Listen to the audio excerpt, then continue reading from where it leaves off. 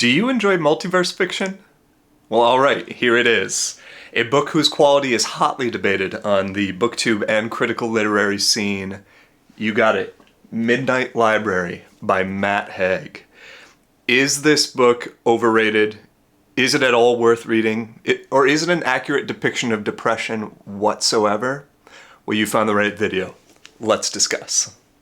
So I went into Midnight Library blindly, without any prejudgments, having just received a trusted recommendation from a friend who thought we might enjoy it if we enjoyed multiverse, metaverse fiction, which I do. So I read the book jacket cover and figured I'd give it a go.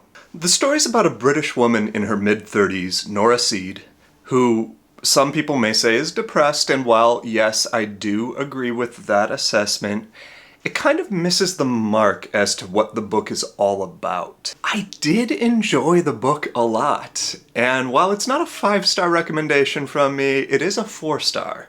And while I do have certain agreements with the critical public about the librarian character, who is kind of lame and certain of her lines are pretty hokey, and then there's also a speech by Nora kind of 2/3, 3/4 of the way through that is quite corny, let's be honest. On the whole, I'd say it's a pretty decent read, especially if you're someone like myself that enjoys multiversal fiction, sci-fi fantasy, the likes of Everything Everywhere All at Once, which dominated the 2023 Oscars, starring Michelle Yeoh. You may enjoy this one too. The story of Midnight Library is of a British woman in her mid-30s, Nora Seed, who some people would say is depressed. I'd say more importantly, she suffers a string of unfortunate events in a single day, like her cat dying, losing her job, among other things, which causes her to attempt to take her own life by overdosing. But instead of succeeding, she somehow winds up in the Midnight Library. The library itself materializes out of the void of a fog and is this ornate classical architecture, and when you go in, there are shelves stretching far into the distance. Everywhere you can see just endless shelves full of books, and in each book, Nora is told, is the story of a different life that she could have lived. Nora finds that in the Midnight Library, on these infinite shelves, each book contains a different life that she could have lived. And if she says, oh, well, I wish I would lived a life where I did XYZ, the shelves will suddenly shift and call forward a single book with exactly that life.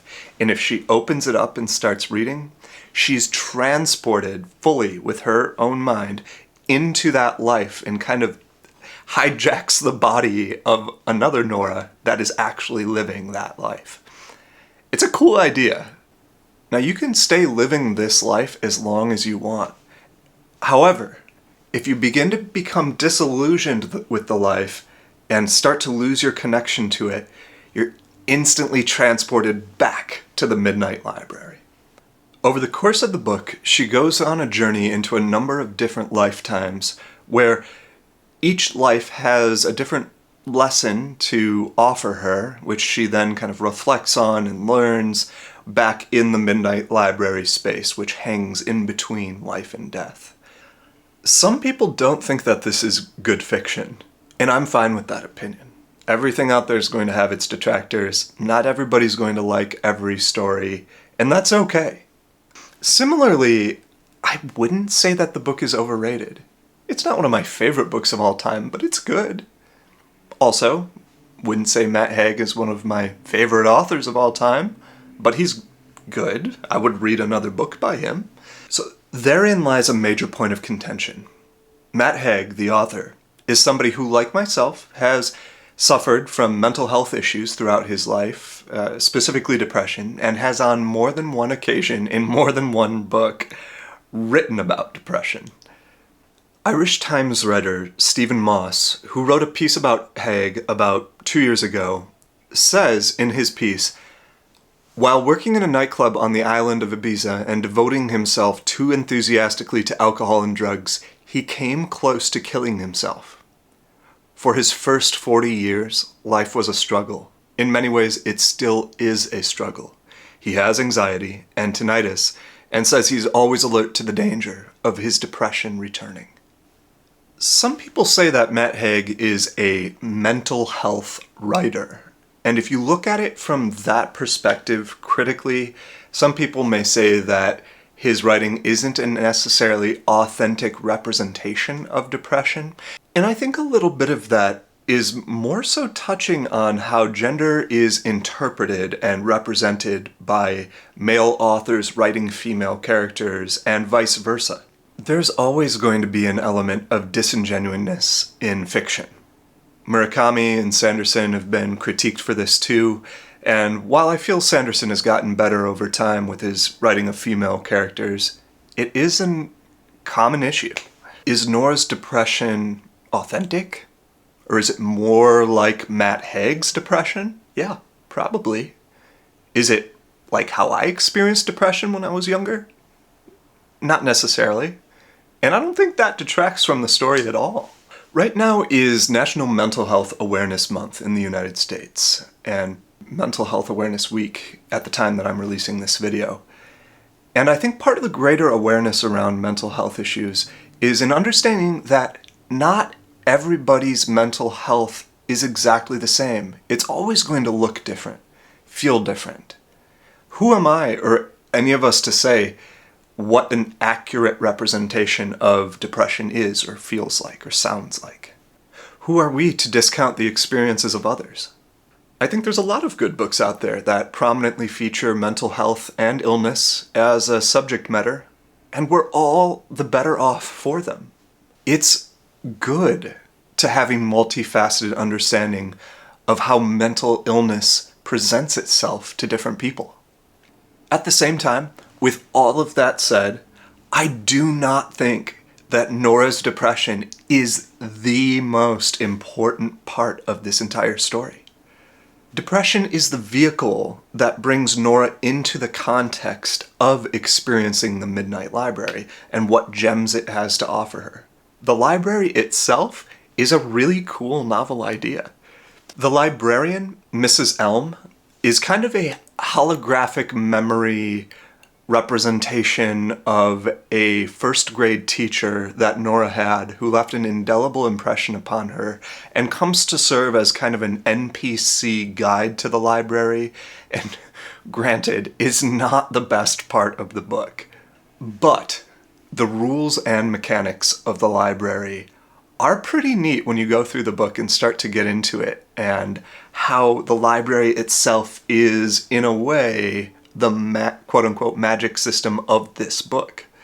I'm of the perspective of Moss, who, again, in his article, quoting Haig, says, "The Midnight Library is also a book about self-acceptance."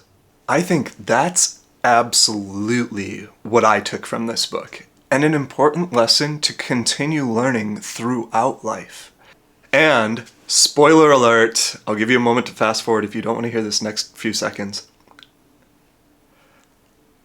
I cried when Nora actually does learn this lesson of self-acceptance with what she writes in the book at the penultimate moment.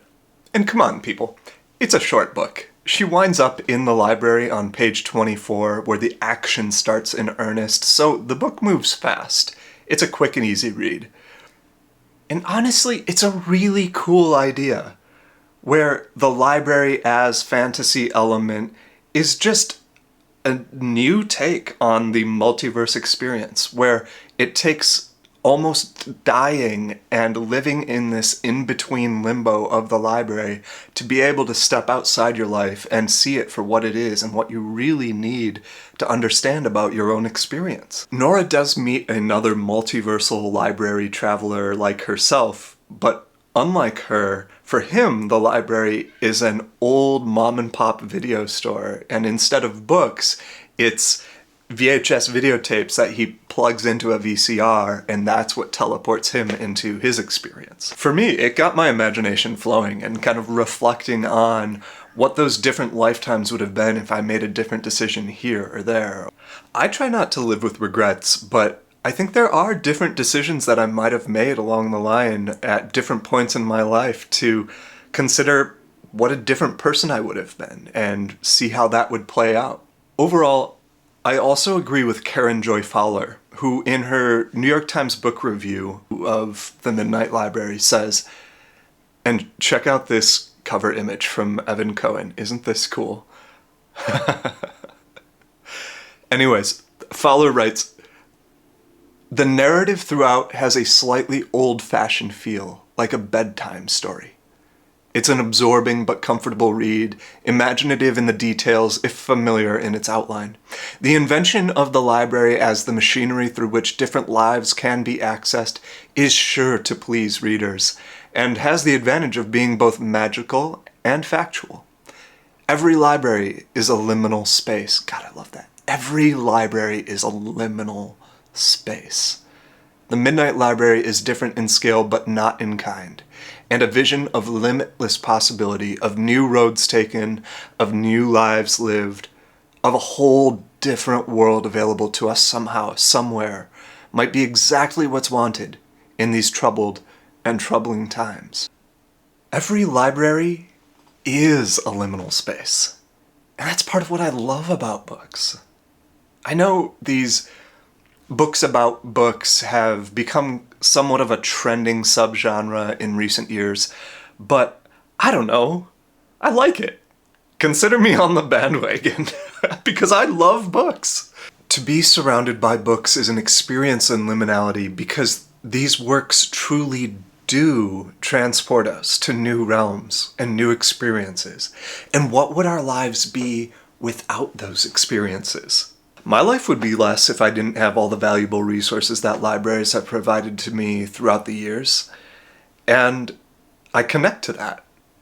I think it'd be pretty neat to spend some time in a library with infinite books of your infinite lives.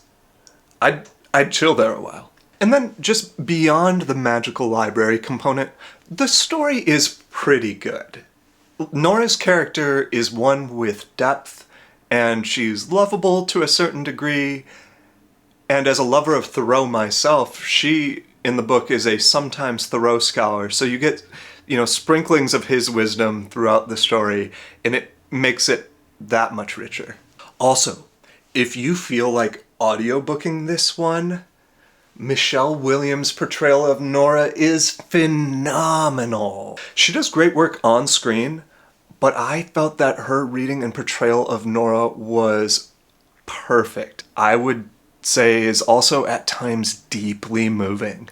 I'm not sure I would have resonated with the character of Nora quite as much if I had only read the book and not heard it spoken through the voice of Michelle Williams. I think Haig's male voice comes through more in the text. And the director of the audiobook knew what they were doing here in that they had to have Nora read by a very talented woman, and that's exactly what they got with Williams. She not only brings Nora to life, but drapes her in this deeply complex, colorful emotionality, particularly in the latter third of the story. 4 stars for the book itself, 5 stars for the audiobook recording of this one. Just so you know that, just so you're aware. And that's my rundown of this one. Let me know what you think. If you've read this one, if you want to, or if you think Haig's depiction of mental illness is on or off the mark, I want to know. Also, let me know if there's any other good multiverse titles that you're aware of. I've read This Time Tomorrow, which I also really enjoyed, and have heard Roger Zelazny's Amber Chronicles mentioned in the fantasy genre? Let me know if you guys have read that, or if you think I should. I would definitely like to know. Regardless, feel free to subscribe for more videos like this. Hope you enjoyed the video, and thanks for watching.